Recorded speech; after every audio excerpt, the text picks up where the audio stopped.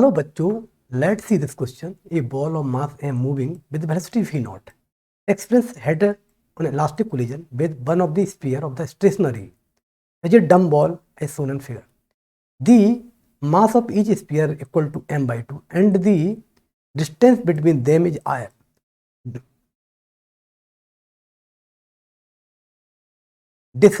Disregarding the size of the sphere and find the angular momentum of the dumbbell in the reference frame moving translationally and fixed to the center mass of the dumbbell.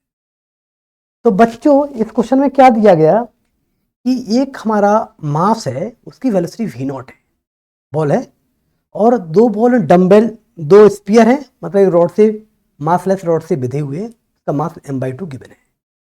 तो मुझे क्या निकालना है, जब उनकी मास हमारे m/2 दिया है, जब टकराने के बाद में टकराती है एक से, तो इस सिस्टम का तो पूरा जो हमारा डम्बल है वो ट्रांसलेट करता है. तो इसका आपका क्या निकालना है, एंगुलर मोमेंटम फाइंड आउट करना है with respect to centre mass. ठीक है बच्चों, अब हम क्या करेंगे, be going directly solution of the question here. पहले अपन क्या कर देंगे बच्चों कि कंजर्वेशन ऑफ दी, क्या लगाएं, कंजर्वेशन ऑफ दी मोमेंटम लगाएं, है ना, कंजर्वेशन ऑफ दी मोमेंटम आपको लगाएं. तो M V naught is equal to M V one plus m/2 v. ये बच्चों इक्वेशन फर्स्ट है. क्लियर. अब हम बात करते हैं, मान लो जब ये कोलाइड करेगा इससे, किससे, इससे कोलाइड करेगा, है ना. जब कोलाइड करेगा बच्चों तो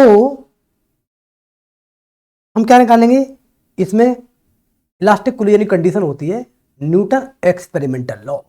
कौन सा फॉर्मूला लगाएंगे, इसमें बच्चों कंसेप्ट बताते हैं कि -E equal to v1 minus v2 upon u1 minus u2. ये फार्मूला हम लगाते हैं, सेपरेशन अपॉन एवरेज, ये वाला फार्मूला है. अब बच्चों इस फार्मूले को लगाया मैंने, तो हम क्या करेंगे, अब हम इसको सॉल्व करते हैं ना. तो -E परफेक्ट इलास्टिक दिया है, तो -1 इक्वल टू, ये क्या हो जाएगा, इसकी पहले पार्टिकल है उसकी v1 निकाली, और दूसरे की v2 मान ली हमने, किसकी, तो इस m/2 पार्टिकल की स्फीयर की वेलोसिटी v2 मान ली. और u1 बच्चों कितना है, u1 हमारा है कितना बच्चों, ये v नॉट दिया है, -0 दिया. तो देयरफॉर आपका v2 minus v1 equal to आपका v नॉट गिवन है. ये सेकंड मान ली बच्चों, है ना. अब पहली इक्वेशन ये है, दूसरी इक्वेशन ये है. तो पहली दोनों इक्वेशन से इसमें v नॉट प्लस v0/2 आ गया. तो इसमें देखोगे बच्चों, ये निकलेगा v not plus v1 plus v2/2.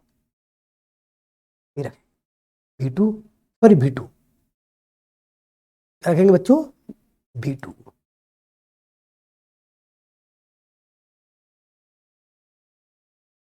तो वी राइट हियर v2. ठीक है ना. अब हम क्या करेंगे, जब ये v2/2 है, सॉरी 2 तो है बेटे, तो v2/2 इसको फर्स्ट और इसको सेकंड. अब बच्चों हम क्या करेंगे, दोनों इक्वेशन को ऐड करेंगे. v2 हमारा इस स्क्वायर का निकलेगा, तो दोनों करेंगे तो ये निकलेगा 2v नॉट, और v1 से v1 कट जाएगा, तो बच्चों ये कितना निकलेगा, v2 प्लस v2/2, तो ये निकलेगा बच्चों 3v2 बाय कितना आया, ये आपका 2 आया. देयरफॉर v2 इक्वल टू बच्चों कितना आया, 4/3 v नॉट आया. ठीक है. अब हम क्या करेंगे, मान लो अपन इसमें ये निकालते हैं कि एंगुलर मोमेंटम फाइंड आउट करना है with respect to centre mass, तो हम डायरेक्ट फार्मूला लगाएं क्या है कि मोमेंट ऑफ मोमेंटम होता है एंगुलर मोमेंटम, तो इसको हम लिखें एल इक्वल टू म्यू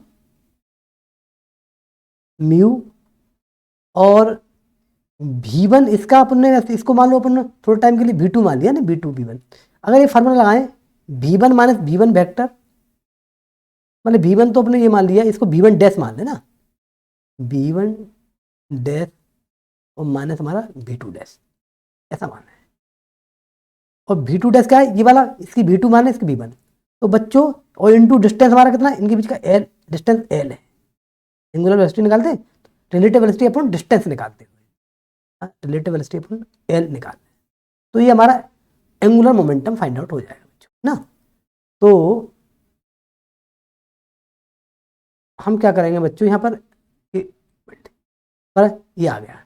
अब हम क्या करेंगे इसमें बच्चों कि जैसे V1 कितना है आपका, मतलब V2 मान दिया 4/3, तो ये m/2 कितना रिड्यूस मास होता है ना, सेंटर मास के रिस्पेक्ट में रिड्यूस मास यूज करते हैं, तो ये इसमें कितना m/2 into m/2 plus m/2, तो क्या हो जाएगा, ये निकलेगा बच्चों m/4 निकलेगा, m/4 निकलेगा। और ये कितना निकला, V1 कितना है 4/3 V0 और माइनस जीरो अपॉन L आया। ठीक है बच्चों, तो ये कुल मिलाकर के इसको देखेंगे तो क्या निकलेगा, MV0 और L/3, ये हमारो बच्चों आंसर है। नहीं क्या करें इसमें, with respect to centre mass के रिस्पेक्ट में निकालते हैं, तभी रिड्यूस मास यूज होते हैं। और बच्चों रिड्यूस मास को भी थोड़ा सा और लिख दें, रिड्यूस मास का फॉर्मूला क्या होता है, you are know the reduce mass, क्या निकलेगा, mu equal to m/2 into m/2 upon m, तो इसलिए आपका ये आ जाएगा m/4 आ गया, तो ये हमारा फाइनल आंसर है। I hope you understand the explanation, thank you.